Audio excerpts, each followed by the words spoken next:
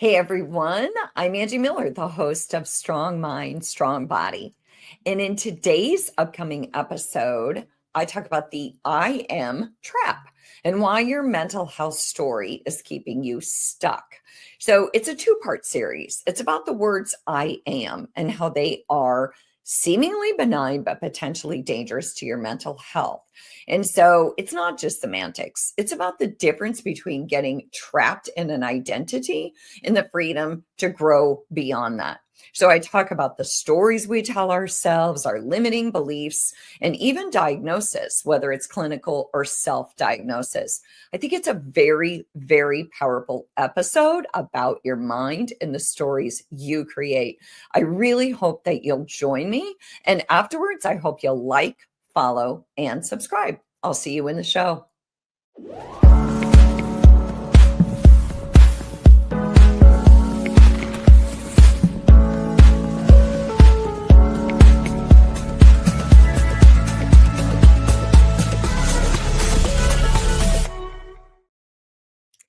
Hey everyone, welcome back to Strong Mind, Strong Body.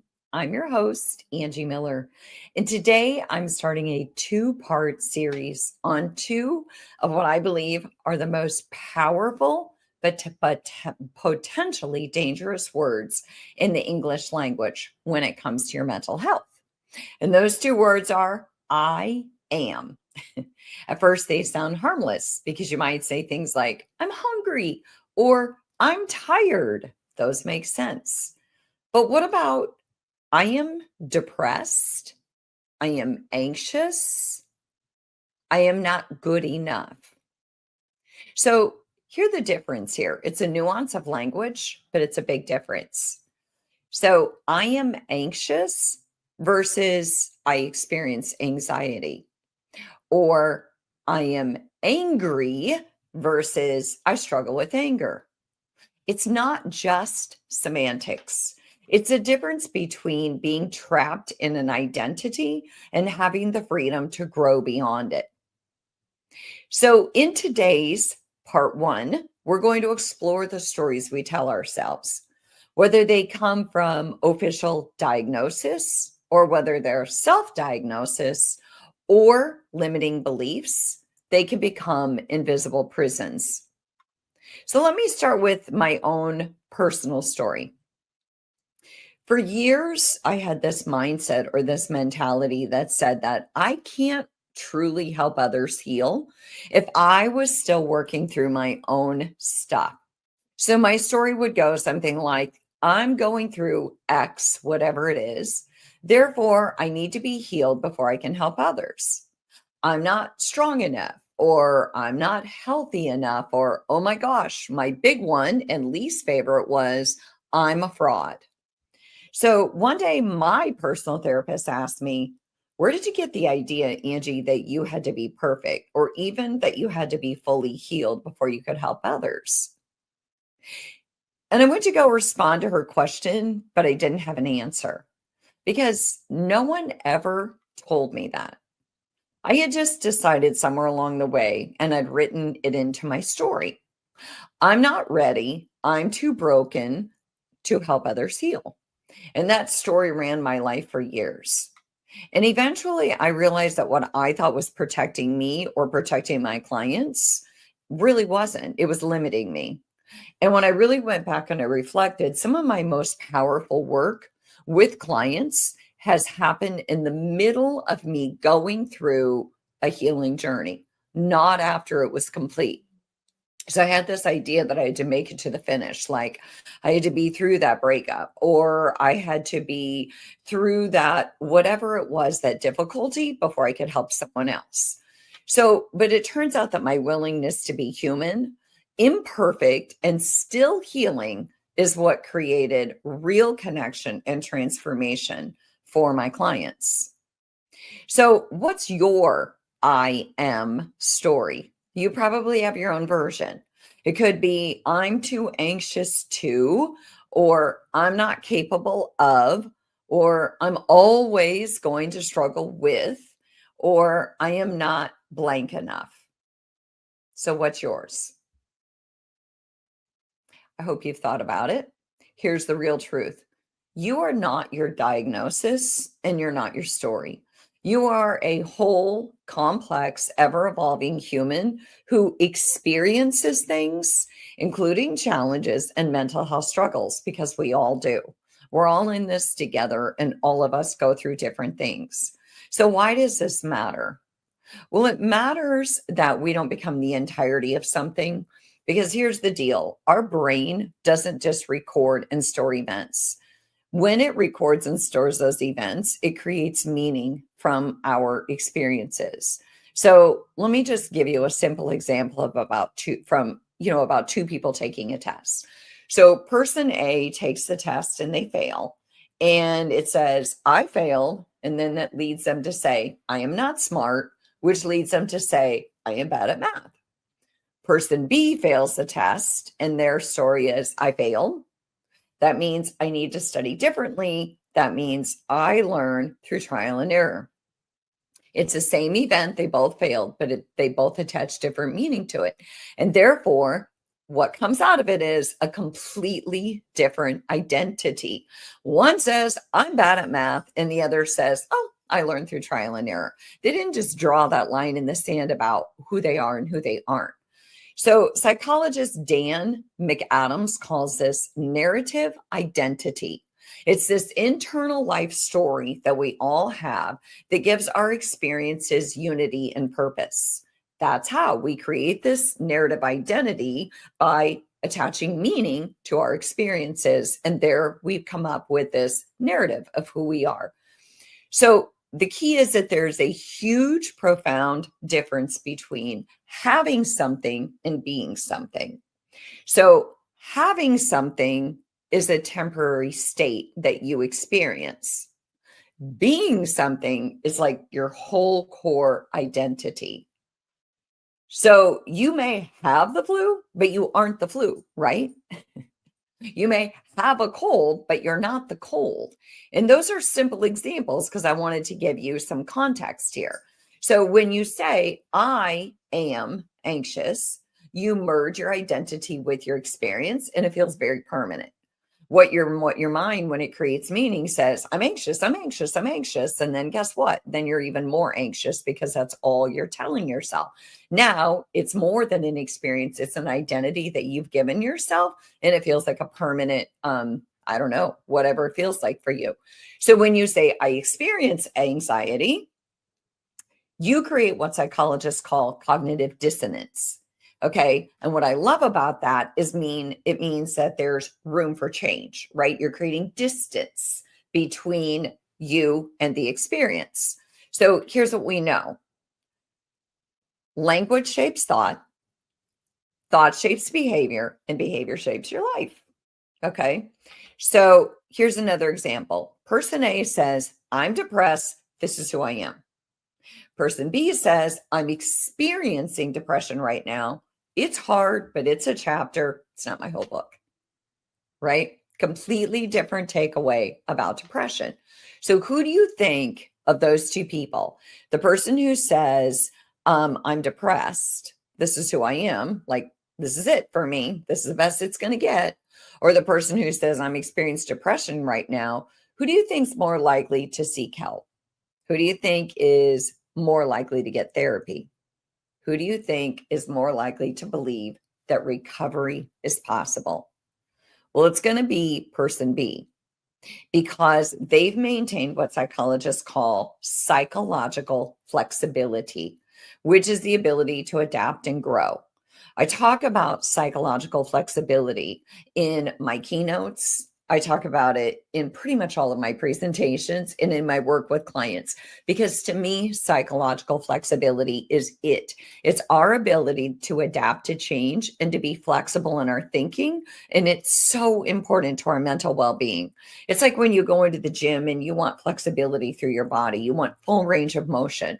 Well, psychological flexibility is like saying we have full range of emotions, but we are not the emotion. We can distance ourselves from it. We might be experiencing it, not a forever thing.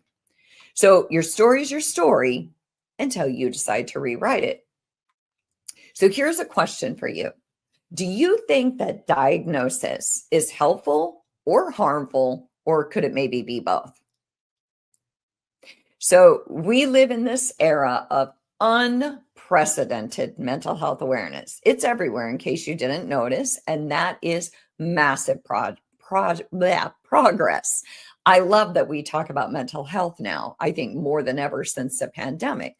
But it's also created not just unprecedented awareness, it's created unprecedented labeling. We label pretty much all of our conditions now. So let me be clear on this. Diagnosis can be incredibly, incredibly valuable. It often will bring validation to a person who's suffering greatly. They get to say to themselves, okay, I'm not imagining this. I'm not making this up in my mind. There's actually a name for this. And wow, it's like, oh, whew, okay, I feel better. It also offers a framework and it gives people access to care once they know what their diagnosis is.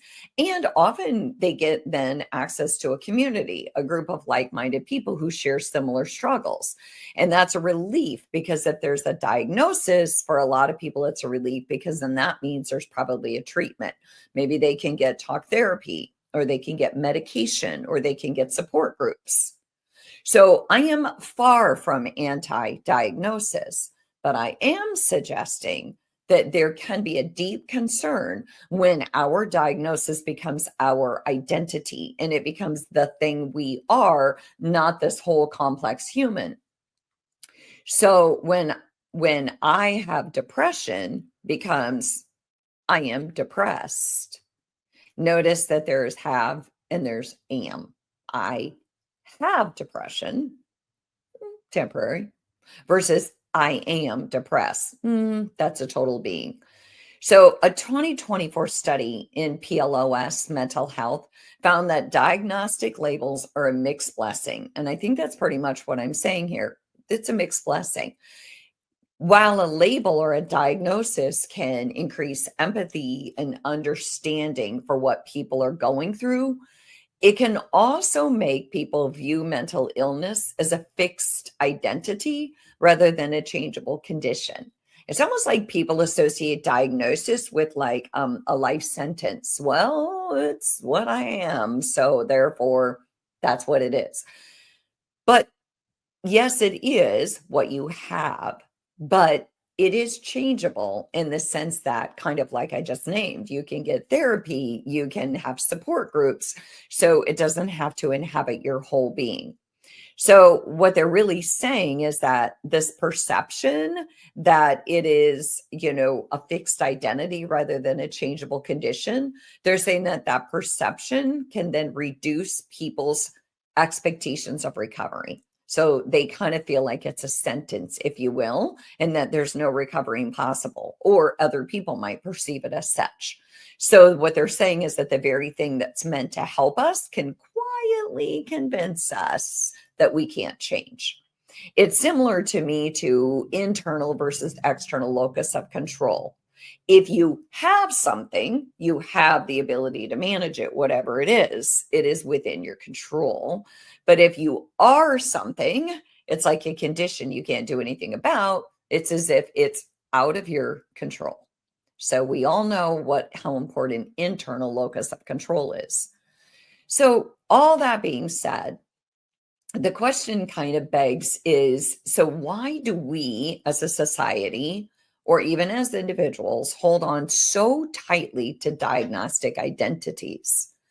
And I think that one reason could be that it gives us an explanation, right? Kind of like I mentioned earlier, in a sense of belonging. So a diagnosis in many cases can come with a great amount of relief. It's like, oh, that's what it is. That's why I'm like this. Okay. It's like a medical diagnosis too. Oh, that's why I feel so much pain in my left shoulder. And then we go, now I get it. Now I know what it is.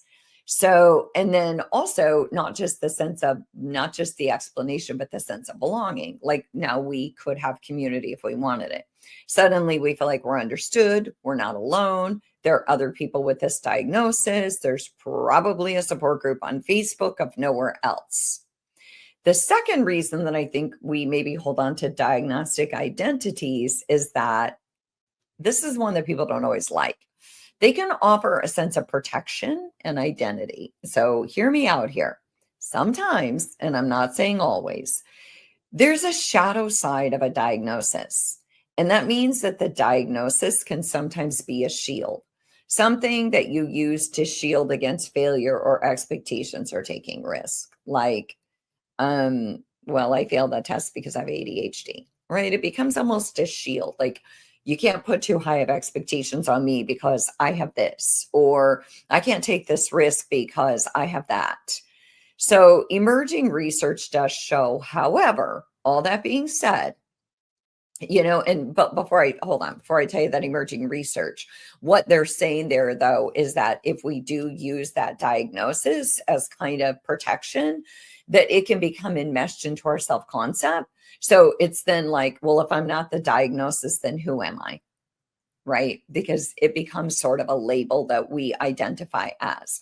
So going back, emerging research shows that sometimes the comfort of having a label, sort of like having an answer or an explanation, can outweigh the drawbacks, especially when distress is high. So what they're saying is that overall, the research will support that having the label usually has more benefit than not having the label, despite the drawbacks. If a person is under a high amount of distress and they're like, I need to know what this is. We all know what that feels like. We've all had things mentally or physically that we're really, really struggling with. And we might go to 2 or 3 providers and no one is giving us an answer. And we start to feel like we're losing our minds. And then somewhere along the way, someone says, this is what it is. And we go, oh, thank you. I've been searching for an answer forever. So that makes sense, right? But there's also a social media effect to all of this. So platforms like TikTok and Instagram can really amplify this need or this desire for diagnosis. Because think about it. I hope I'm not alone in what I'm about to say here. I'm kind of thinking I'm not. How many times have you been on social media, Facebook, Instagram, TikTok, and you're scrolling and all of a sudden you see 10 signs you might have undiagnosed ADHD? Could be the day that you just spent 2 hours trying to talk yourself into complete a task and you're like, oh, I got to read this article. So you read it and suddenly you're self-diagnosing and you're like, that's it, right? Balloons pop. And next thing you know, you're suddenly self-diagnosing and you're joining these online groups and you're adopting that identity. And sometimes people do it without any professional input. They just honestly, they're on social media and they see these 10 signs and it's there. It's like, clickbait. You click on it because you can't help yourself. And the next thing you know, you're convinced you have that diagnosis. So again, the point is not that diagnosis is bad. I work in a space that we believe in diagnosis, but it is that you can honor your diagnosis without becoming your diagnosis. And certainly that we not let information on TikTok or Instagram be our center for all things mental health, right? Like, oh, I want to know about this. I'm going to go to TikTok. I hope not. So it may seem like a nuance of language, but it really does matter. Instead of I am depressed, how about I have been diagnosed with depression? Instead of I am bipolar, how about I have bipolar disorder? It's not semantics. It's a difference between having a condition and being a condition. So to sum it all up, here's what we do know. Your brain is wired to create stories about who you are. And when those stories that you've created include a sense of agency, a sense that you have control over how to manage and adapt to your diagnosis, whether your diagnosis is clinical or self-diagnosed or limiting belief. When your story includes a sense of agency, your mental health improves. If you believe you have the agency, the ability to control how you manage and adapt, then your mental health improves. But in turn, if you don't feel that you have a sense of agency, then that diagnosis or that limiting belief can become an invisible prison. If you really think about this and you think about even medical diagnosis, some people get a medical diagnosis and they're like, that's it. There's nothing I'm going to be able to do. Some people get that medical diagnosis and they're like, I'm in. I'm not going to let this win. And so that's more self-efficacy. That is more, I've got agency in this. I might have this, but I'm going to do everything I can to do my best that's within my control to manage what's coming my way. The other thing that we know is there's a crucial difference between having a condition and being a condition. You can have depression. You are not depression. So the third thing we know is that diagnostic labels can empower you or they can imprison you, depending on whether you see them as descriptions or definitions, right? Is it something that you consider to be like a life sentence, like it is what it is? Or is it something that you consider to be something that you have, but you can and will manage it? So you might be wondering, okay, Angie, I get it. I hear you on the I am trap, but how do I actually change my story? How do I stop identifying with my diagnosis or my limiting beliefs? Good question, right? Because if you're a ruminator like I am, you know what it feels like to be up at about 1 a.m, spinning your limited beliefs. So how do we rewrite our story? So that's exactly what I'm going to cover in part 2 of this series. I'm going to give you some practical tools to help you rewrite your narrative and to break free from the I am trap, because you're not alone. I struggle with it. Everyone I know struggles with it, from friends to clients. But until then, until part 2, I want you to remember you're not stuck. You, my friend, are in the middle of your story, and you get to decide what happens next. So thank you for listening to part 1 of this 2-part series on the I am trap. Don't forget to subscribe so you don't miss part 2. And if this episode resonated with you, I hope you'll share it with a friend who might need a little hope or perspective today. And if you want to keep the dialogue going, connect with me on Instagram or Facebook at Angie Miller Fitness, or you can visit me on my website, which is angiemillerwellness.com. So thank you again for joining me today on Strong Mind, Strong Body. I'll see you next time.